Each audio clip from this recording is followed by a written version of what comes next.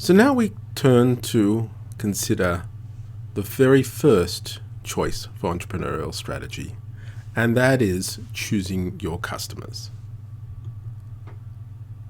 So recall that every idea has several associated business models with them. The question is, what are the components of those business models?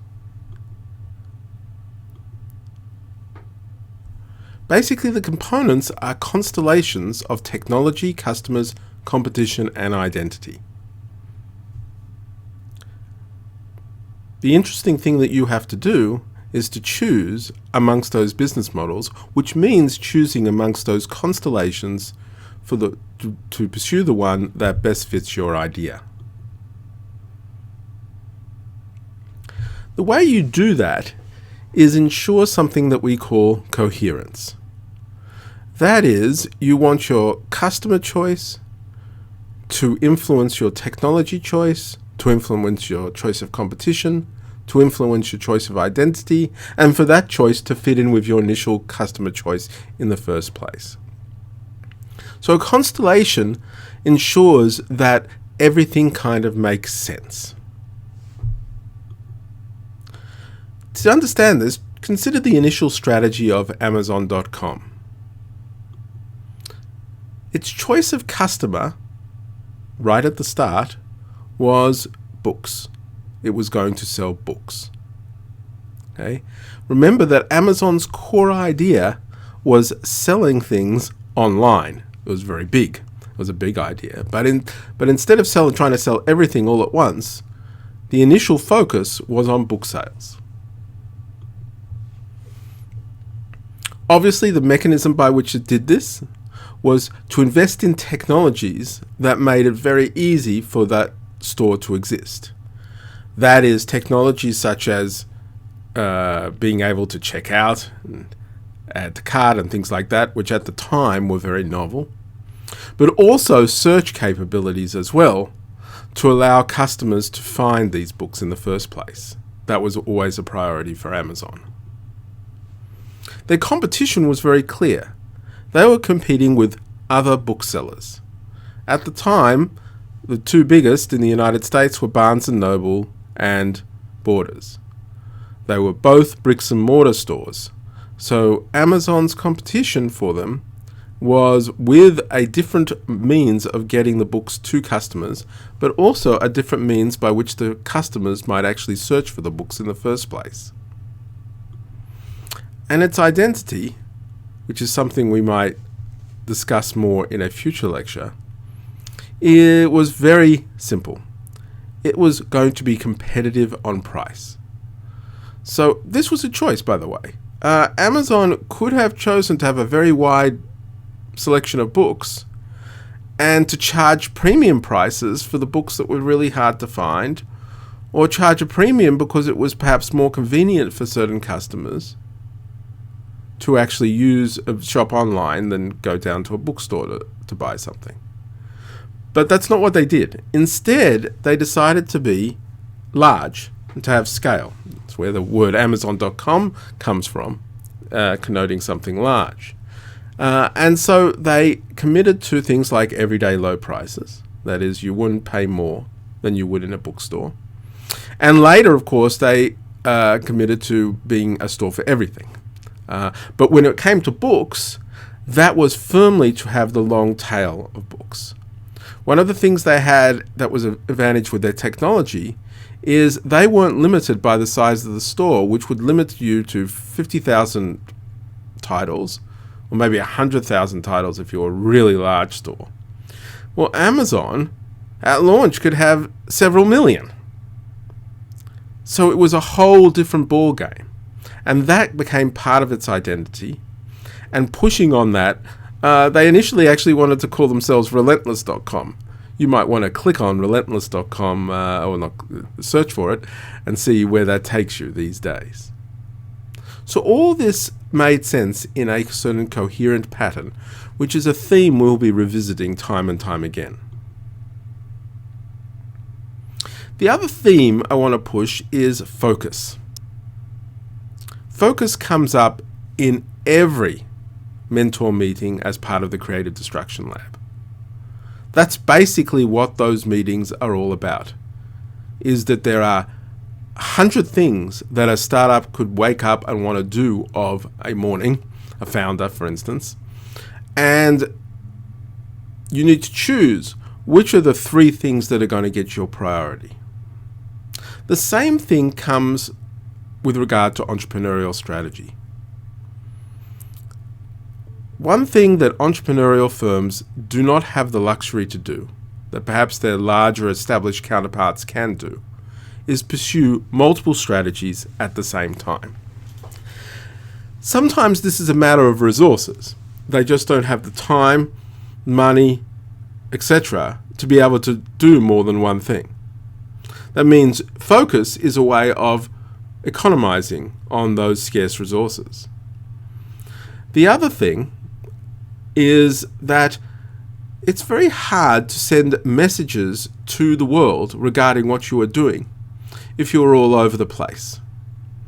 The good thing about what Amazon chose to do initially by focusing on books was it placed itself firmly in the book space, and no one elsewhere was paying them any attention. This actually served it quite well in the long term. So, just to think about that, the core idea for Amazon was selling books online. And actually, they had different strategies they could have chosen, which were different constellations of technology, customers, competition, and identity. One strategy was what they did: focus on books, target the technology of online search, compete with the bricks and mortar, and have an identity that emphasized low prices. The alternative was to still focus on books, that was the core idea after all, to have online ordering, and to be an agent for the existing stores, and charge a premium for the convenience of that. Amazon chose to go right rather than left. I guess we'd call it swiping right. That gives me a new idea of how to do this. But I digress. That's what it chose to do. Other people, other booksellers at the time, had swiped left. Okay. Amazon, it turned out, I guess, to be right. I don't think it necessarily is right, but they were able to do it all, and they were able to implement that. And so that worked out swimmingly for them.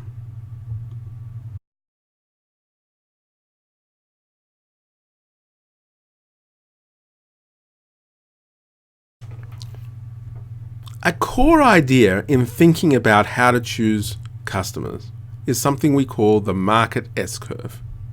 You can see it depicted here. On the x-axis is time, on the y-axis is the extent of diffusion. That is, what either the numbers or the share of the market or something else that measures how far you've got in putting your products on the market. Initially, it's hard to get diffusion. It takes a bit of time. But then things come together, it takes off, and it can take off rather quickly, until finally you reach a point of saturation. Now, one of the interesting things about the market S-curve is it is one of the more stable relationships that you'll find perhaps in the whole of the social sciences. This elongated S turns up again and again and has happened for as long as we've been collecting data. Case in point is hybrid corn.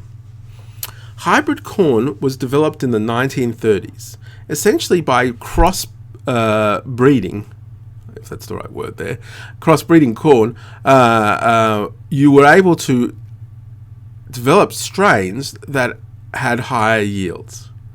And you can see here from a very famous study by Zvi Griliches that the pattern of diffusion of hybrid corn, where the y-axis is the percent of farmers who are corn farmers who are adopting it, had this elongated S-shape. Interestingly, of course, when you look at this here, is that the S-shape was state-based. Iowa were actually early adopters from a state perspective although there were early adopters even within Iowa, and then it took off pretty quickly. And it was basically all done by the end of World War II. Wisconsin had a slower uptake than Kentucky, and Alabama was well behind. Somewhere in this, looking here, 25 years behind Iowa in adopting hybrid corn. Now, there's an interesting question as to why that was the case. Well, as it turned out, where it was adopted was where it would be most profitable. And it was going to be most profitable to develop these seeds, and they had to be developed from the environment in Iowa. And it took a little longer for it to occur in Alabama, where it made economic sense to do so. So this is just profit maximizing behavior on the part of, in this case, the customers. But the point we want to grasp here is that the market S-curve was showing up as far away as long ago as 1930s. This has happened in everything. This plots somewhat complicatedly, I guess, all manner of innovations and their adoption rate for households. Electricity, ranges, refrigerators. Refrigerators, very interesting, took off very quickly, you can see there in the 1940s. Radio, color television, that was a popular product. Telephone, actually quite slow. Cars, microwaves, the VCR, also very quick, even though it's no longer with us. Dishwashers, slower. The cellular phone was just happening as the start of this diagram. As we know, it took off rather quickly. It's quite interesting to see how these things occur. So the same pattern occurs. Now, they're not all a smooth S-curve. Things like the clothes washer were interrupted by the war, as you can see there, and so history can get in the way. But if there's ever a relationship you can bank on in business, it's this one. Just to see how, what's the underlying basis of it? What's the theory behind why we see this elongated S-curve? Well, it's basically a life cycle model of the product. The first people to adopt a product are called basically innovators. They're the people who order anything off Kickstarter, are always first in line for an Apple product. Then there is another group called the early adopters. They don't buy sight unseen, but they like to have things early. And they're happy to experiment. Stuff gets really serious when you go into the early majority and the late majority. This is the group of people that adopts because it now makes sense. All the kinks have been worked out, and the product is a must-have, at least for a certain group of people. And then finally, the adoption rate slows again because you've got the laggards, and laggards are slow to adopt. We all know these people. We laugh at them. Well, I do. But they do arise here. Okay? And eventually, once the laggards are adopting, you actually know that the product is not going to have much more growth after that. The tough thing is being able to predict the takeoff into the early majority, and then how big that whole lump in the middle actually is, and so what the total penetration of the product might be. And people get this wrong all the time because right when you're taking off, it looks like it could go on forever. But we know eventually the S is going to bend back and you're going to get a limit. To show you how hard that is to predict, let's look at the iPad. Up until 2013, look at the growth in the iPad. It was basically exponential. It was increasing every year.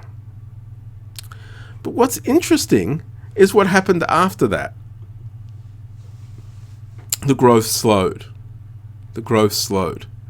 And in fact, where you can see there, you can see a definite process by in 2010 you had the innovators, 2011 you had the early adopters, the early majority was 2012 and 13, and the late majority was 2013 to 2015 or 16.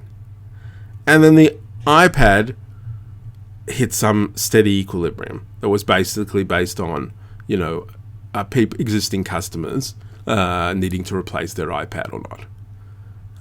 So there was a lot of discussion, of course, that, Apple had missed out, etc. But actually, as it turned out, that Apple had actually captured that entire tablet market. Everybody else who came in 2013 were already coming into a declining market and stood no chance to catch up. So this is where the S-curve is quite useful. It's a useful concept, but there are different ways the S could play out. It could be short and stunted, it could be long and elongated, it could be very rapid. You don't know, but what we do suspect is your choice of which early adopters you target is going to matter for how that scenario plays out. So here are some of the basic characteristics that you would look at for innovators, early adopters, early majority, late majority laggards.